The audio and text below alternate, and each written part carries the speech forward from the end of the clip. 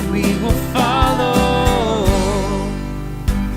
Hi, welcome to another episode of Trinity Talk Live, water cooler conversation, but from a Christian perspective. I'm your host, Ken Coughlan, and let me introduce to you our panel for today. Seated to my right is Mark Cogar. Mark and his family have been members of Trinity here for about 24 years. He is married to his wife, Kathy, and they have 3 children, Tyler, 23, Hannah, 19, and Abigail, 15. He is the second-generation small business owner running the family's printing business.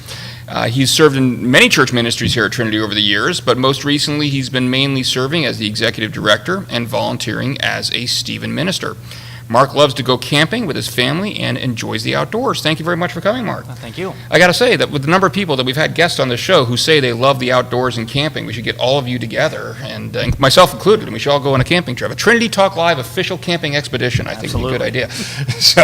And seated to my left is Bill Schafer. Bill has been a Christian all of his life. His parents taught him to love God and to love our country.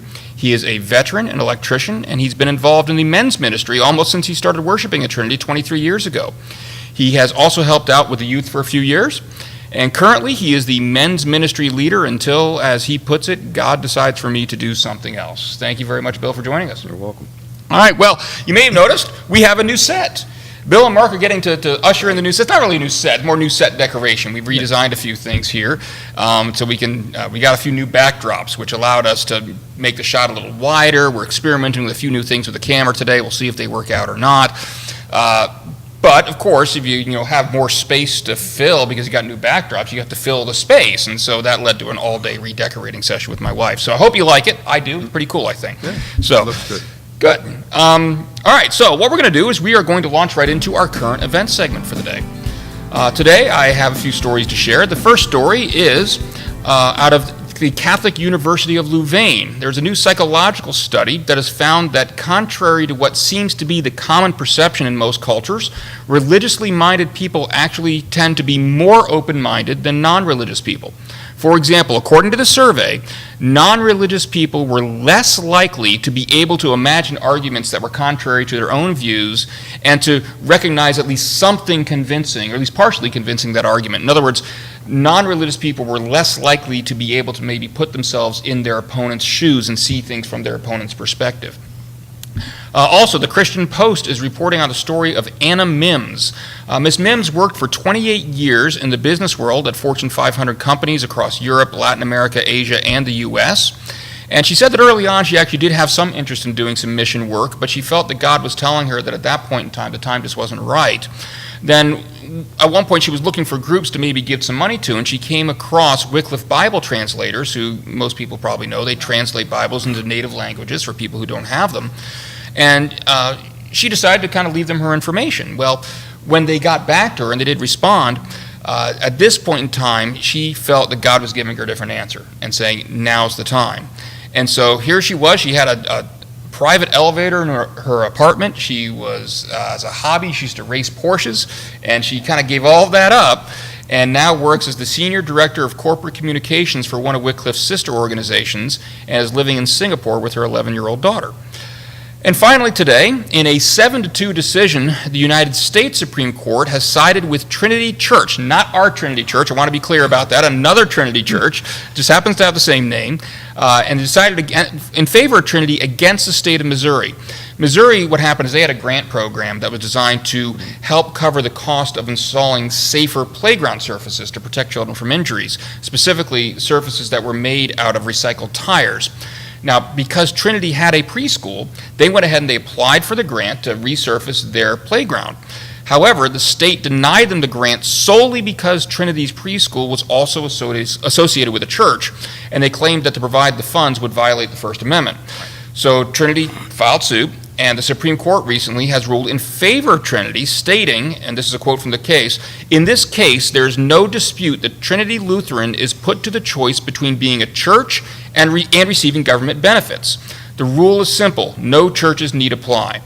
Well, that didn't sit too well with the 7-member majority, and instead the court ruled that when the grant funds were to be used for a purely non-religious purpose, such as resurfacing a playground, then the government can't deny those funds solely because the applicant happens to be a religious organization. So those are 3 stories. I'm going to turn things over to Bill here for comment and say, what stood out to you amongst those 3?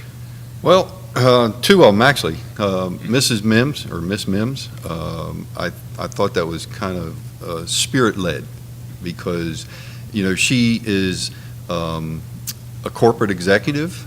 She's, going through her life and she asked God, what can I do? And he says, kind of wait, like he tells us every once in a while. But then she made that decision, and what came to my mind when I was reading it is the story of Pastor Chuck and how he was a corporate executive, and eventually, God led him to say, it's time now to be a pastor, and that's what he did. He stopped what he was doing, gave up, a lot of stuff that he could have had for, to lead as a pastor. He's going to be on the show in a few weeks, actually. So. And then, obviously the court thing with the Trinity Lutheran Church thing, I think it's a good deal. I think it's one win for us as Christians. I think that, the Supreme Court really doesn't interpret that First Amendment right that we have. I think they do it in a way that they shouldn't. But that's my opinion. And but I think I'm glad they favorably approved, what Trinity's getting. Yeah, and what really stood out to me about that as well, what I found reassuring is not just the decision itself, but that it wasn't a 5-4 decision. It was a 7-2 decision. Yes. That I found particularly reassuring, I guess. So, Mark, what stood out to you? Yeah, absolutely. The last story with the Supreme Court as well. It was nice to hear a church on the winning side for a change, and just to know that through time, this nation comes together. We're united. When we're in crisis, and we bring God back into it. We're together. We're united, and so often that doesn't happen. And it's nice to see a story that's positive from the Supreme Court. I was going to comment on the first story as well. I think Christians have more compassion, so we're more open and understanding to listening to other sides of the story versus having our own convictions and sticking to it. So, that first story was really interesting as well to me. Yeah, and it's funny because the Bible actually does tell us to test everything. And one thing, I'm actually teaching a class here coming up this week about communicating your faith. And one of the things we're going to be talking about in the first class is some of the biblical basis for this. And one of the things that we talk about is how the apostles were doing that. They weren't afraid to talk to other people and engage in what the Bible terms as debate. In other words, they would listen to what other people said.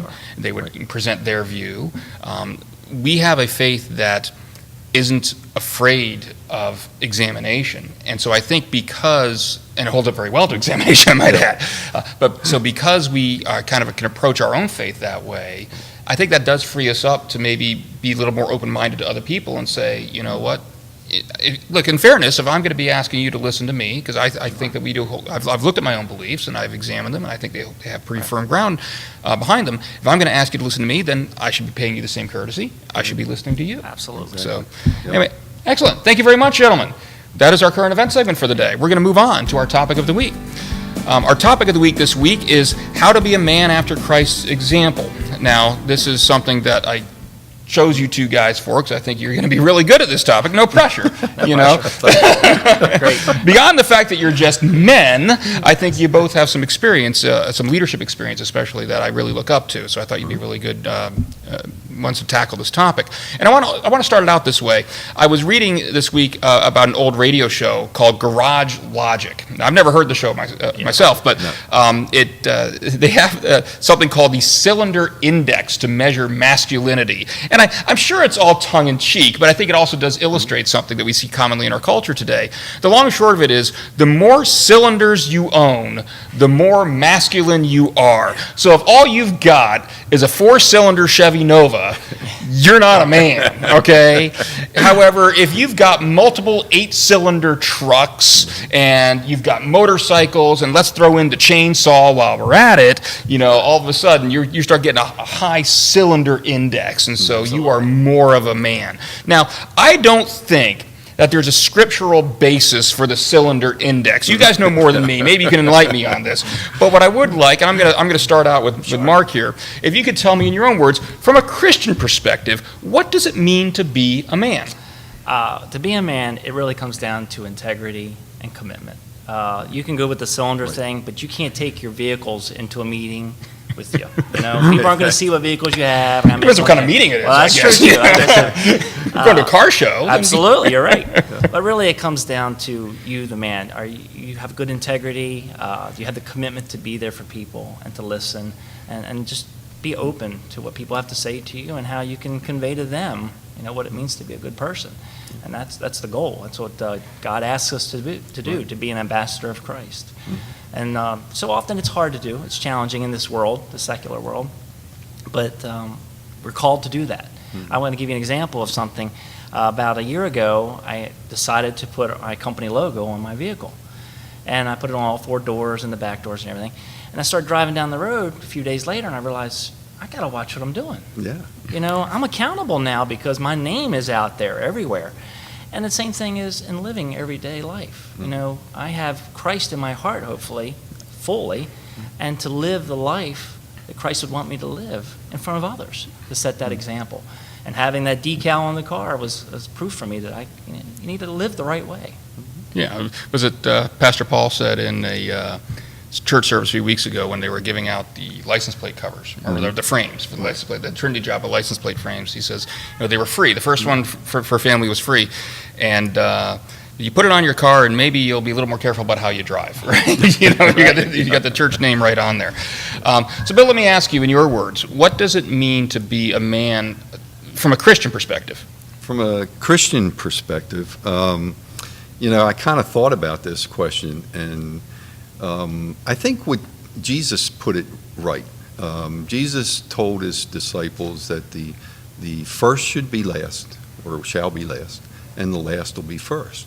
And he set that example at the Last Supper when he got up from the table and wrapped the towel around his waist, and he picked up a bowl of water, and he stooped down and he washed the feet of all of his disciples. And I think he showed them at that point, this is what it's like to be a man in my kingdom and not in the kingdom of this world here, but to be humble and to be, you know, like Mark said, have integrity and honesty and be pious in a way. You know, we hate to use that word, but even the Bible says, you know, we are supposed to be holy as God is holy. Do you think maybe there's a perception in the world today that some of those attributes that you guys are describing aren't considered masculine? I mean, I'll give you an example of what I'm thinking of. 1 Timothy 6:11, like you mentioned, having the signs on your car. Well, I've got a ring that I wear on my finger, and it says on one side it says man of God, and on the other side it has a scripture citation. It says 1 Timothy 6:11. Well, 1 Timothy 6:11, but you, man of God, flee from all of this and pursue righteousness, which you mentioned, godliness, faith, love, endurance, and gentleness. And so I wear this ring because it reminds me that, look, these are the things that God expects of me as a man, that he's looking for, how he defines being a man in his kingdom. But is it true that maybe some in our culture look at that and they say, those aren't manly attributes? As a matter of fact, let's face it, a lot of people in our culture will say some of these are considered more feminine attributes. I mean, do you agree? No. Okay. Wholeheartedly not. Right. You know, because to me, it's easy to be a man in this society if you adhere to those things of, you know, I'm going to have an 8-cylinder car. I'm going to have all the power tools that, you know, money can buy. That's easy. It's harder to become a man in God's kingdom because of what Jesus told us to do. And when you say, you know, to 1 Timothy, when there's one in Philippians as well, and God, you know, through Paul gives us the Philippians test in, you know, chapter 4, you know, telling us to be honest and trustworthy and all those things, and to seek for those things. Okay. And I think that, you know, being a man in God's kingdom is a lot harder than being a man in this world. Anybody could be a man in this world. Sure. Even women. Yeah. You know? Well, and these attributes aren't attributes that, you know, are only good for men to follow. Right. You know, it's just, right. So, Mark, let me ask you, what do you find would be challenging? What is difficult? What is masculine about some of these attributes? Well, I think it's a facade for a lot of us to have the vehicles, the house, and all. It's just a facade. You, the person, you need to be the one with that integrity and all that. You need to be the one presenting yourself out there and listening and having compassion. Something we've learned, Bill and I both, as a Stephen minister. Right. Compassion, and just to listen and know where to head to help someone. That's tough. It can be very challenging sometimes to have compassion for someone, or to go out of your way to help someone do something. When you could be home doing your own thing, watching football, playing with your car, doing whatever. Right. It's tough. It's very tough. It's more challenging to be a man of God than it is to be the man of the world. Well, and you mentioned football, all right?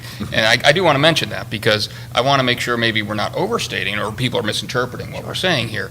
Is there anything wrong with liking football? Absolutely not. I think if you have a hobby, whether it's football, camping, whatever it may be, that's fine. That's great. These are gifts that God has given us somewhat to have these hobbies and these passions. The thing is, you don't want that passion to overwhelm your life, take over your life. You need to take those passions and maybe glorify God in some way. Whether you're doing a fundraiser and the winnings might be a football game, you get to go to a football game, anything, or a car show tickets, or whatever it may be. But to take your passion and glorify God, it doesn't matter what you have out there that you can do. Just make sure you're doing it the right way, and don't let it rule your life in the wrong way. Right. So the loyalty to God comes first, and then the passion can serve that. So, and it works that way. It actually works. What are some of your passions, Bill? What do you like doing? Nothing. Actually, and it's funny you mentioned football. When I was reading that little segment of it, I got away from football. The NFL just kind of blew me off when when they took the Colts away from our city. And no, I cannot forgive them. And, God doesn't lay that on my heart yet. But yeah, football's a good game, and I think the people that follow it is, it's good. It's a good hobby to have if you want that kind of hobby. I do not even do Major League Baseball anymore, just because. Now I will go see the Ironbirds. I think the Ironbirds are pretty cool. That's our local minor league team. For those that aren't from the area, might be watching this. So. Oh yeah, it's a great little team, and it's a bunch of young kids basically, just getting their start in the major leagues, and they're playing with passion, and to me, that's masculine. Yeah. When you put your heart and soul into something. And like God says, seek me first and my kingdom, and all the other things will just fall right in line.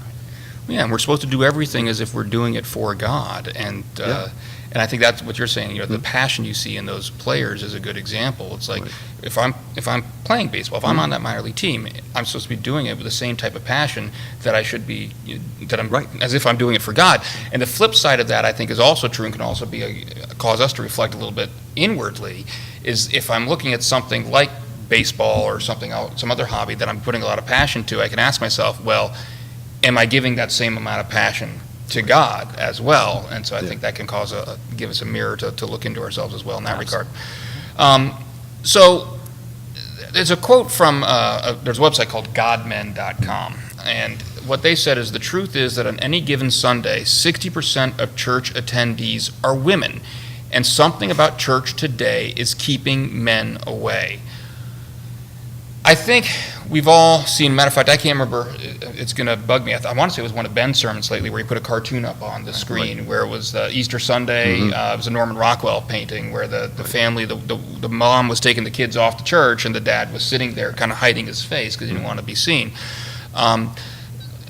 What is it about church, do you think, that maybe is turning men away? Are men not seeing church as a masculine activity to do because it's not violent head crashing helmets going against each other? Or what is it about church, and what, if anything, can we do to communicate to these men that being a Christian male actually is a very masculine thing to do?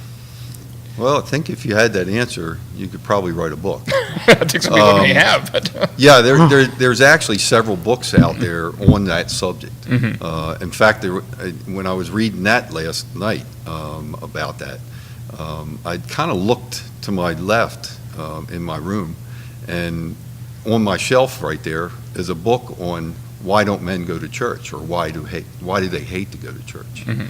And I was going to pick it up and see where I was on it, but I kind of gave up on it, because everything they were saying is everything that men don't like about church. What they don't like is there's nothing masculine for them in their eyes. Right. But they forget, we come to worship, we come to church to worship an audience of one, and he's sitting on the throne. And that's what worship is all about. And if we can teach them why they come to worship, if they believe in a Savior, if they say they believe in a Savior, then why wouldn't you want to worship in at least an hour a week? Mark, what do you think? How would you address somebody who basically were to come to you and say, you know what, church, it's great for you, but it's just not for me? Yeah, you find that with a lot of people. They believe in God, and then they do their own thing. But God calls us together to worship together. He wants us to be together so we can support one another, encourage one another, make each of us accountable in the eyes of God. And I think a lot of men are afraid of that. They're afraid to make that commitment. They're afraid to getting sucked into whatever might be involved in church. The sad thing is they don't realize the benefits. It's just an overwhelming benefit of community, of love of each other here at a church or any church. And it's just a wonderful opportunity to serve God in the same way at that time. Tony Evans did a great Bible study. I was fortunate enough to be able to help with that Bible study a few years ago, and it was Kingdom Man. And he pulled a ton of information out of the Bible to show us how men are supposed to be the leaders, the role model, the Christian role model of their families. We go back in time to the time of Jesus. The men were the leaders in the faith. They are the ones that led everything. And that's almost the complete opposite today. The mothers, the wives are really doing that. And it's sad, but to get that to change, I know Bill and I have tried a number of things to encourage men to be involved in ministry here at church. And we're still working on some ideas, and hopefully we can come up with something. But it's tough. It is. And I think that maybe people don't understand that in and of itself takes strength. I mean, if you really understand the biblical model for being a man, you know, and being that leader, the leader of your family, like you're talking about, you know, that takes strength. That's not easy to do. And we praise, you know, you go and watch any movie nowadays, and you're going to praise some. Case in point, I just this past weekend I just saw the new Spider-Man movie. All right, and spoiler alert for minor spoilers for anybody who hasn't seen the movie yet. But there's a scene where it's the director's described as a coming of age movie. That's what it's about. It's about this kid who's a 16-year-old kid growing into becoming Spider-Man, so to speak, in essence. And there's a scene where he gets a bunch of stuff dumped on top of him, and he's acting like a 16-year-old kid. He's scared. He's terrified, and he's got to drum up the courage to physically push all this stuff off of him. Okay, it's actually torn right out of the comic book. So comic book I had when I was a kid. So I loved that scene. But still, but we look at that, and that's what we see as far as what's being praised as being masculine. It almost always comes down to physical strength, and I think that it's in some ways much harder to be spiritually strong than it is physically strong, because we can convince ourselves that we're going to, well, nobody's looking, nobody's watching, so I can get away with this or that or the other. And so I think it's a lot more manly, more masculine to be able to hold up spiritually. Would you agree? Yeah. Just like David. Mm-hmm. David was a man of God, man after God's own heart, right? And he was strong, masculine. He was a warrior. Mm-hmm. But yet, when he was working for Saul, he was also a player of the harp. And when Saul was distressed, David went in and soothed him, calmed him down with the harp, playing the psalms. And so, yeah, there's always two sides to what a man can be. And I think it's important that men understand that, hey, we can do the masculine things, but I think there's a time when God says, hey, sit down and listen to me for a little bit. Yeah. There's nothing wrong with being quiet. You don't always have to be the gung-ho, Well, absolutely. full steam ahead. Just something you wanted to Yeah, add? well, I think about in life, physical strength in life daily, you really don't have that many challenges. If you do, you go get a crowbar, you do something else. But the spiritual need of God to be able to come through and help you, and just, you need that a lot more than you ever do in physical strength. Well, let me build on that with one last point before we wrap things up here, because I was talking about Spider-Man, and so, No more spoiler alert. Yeah, right. no more spoiler alerts. I promise. That's it. But it seems nowadays that when you look at the media, whether it be movies like Spider-Man, whether it be television, all right, there's one of two ways men are always portrayed. All right, you're either the alpha male, which is the big strong guy who resorts to violence and can beat up anybody. All right, or if you're not the alpha male character, then you're the bumbling fool character.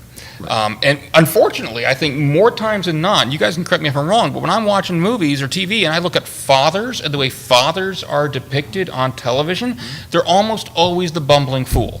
It's kind of like they're oblivious to what's really going on, and it's kind of cute to have around. Yeah, good daddy. Okay, you just go ahead and here, give me the credit card now. Okay, I mean, that's how fathers are portrayed.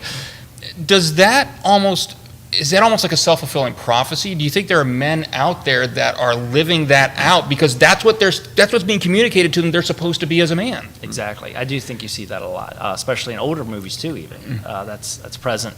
The sad thing is that we just don't take it and say, hey, you know what? I am the role model. I am the leader of this family, Right. and this is the way it should be. We're going to worship together. We're going to do this together. Whatever. I think they're just passive and they just let it go or accept it, like you had mentioned. I know my kids kind of look at me maybe that way, but they know if they were put on the spot, though, I think and I hope that they would say, my dad's okay. Yeah, and- What do you think? Well, I agree with Mark. I grew up, my dad and mom were, tremendous role models for me. My dad was a hard worker, so working a hard life, and, he had some issues too. He hardly ever went to church, Christmas and Easter. But it was my mom that, kind of, made sure that we got to church, or my siblings. By the time they started growing up, I was older. I was out of confirmation, so I was sort of on my own as far as making decisions whether I wanted to be at church or not. And I did, normally I took the kids, or my mom, and the kids. And so I think it's important that, men know that it's okay. That, look, you're supposed to be the head of the household, but it starts at the head of the household means the spiritual head. Not that you lord it over your family, but that you use the God-given right to be the spiritual head of the family, to lead them to Christ, for one, and to lead them into a worship life with Christ himself. Yeah, I think, have you guys seen the movie that came out a few years ago from Sherwood Pictures, Courageous? Mm-hmm. Yeah, I was going to wear that shirt today. That would have been perfect. I love that movie. That's probably one of my favorite movie I think they've done. And I love the title. Mm-hmm. And because I think of everything we've been talking about today, I think that kind of summarizes it very, very well, is that society is telling men, or you're kind of pushing on men one definition of what it means to be courageous, what it means to be a man.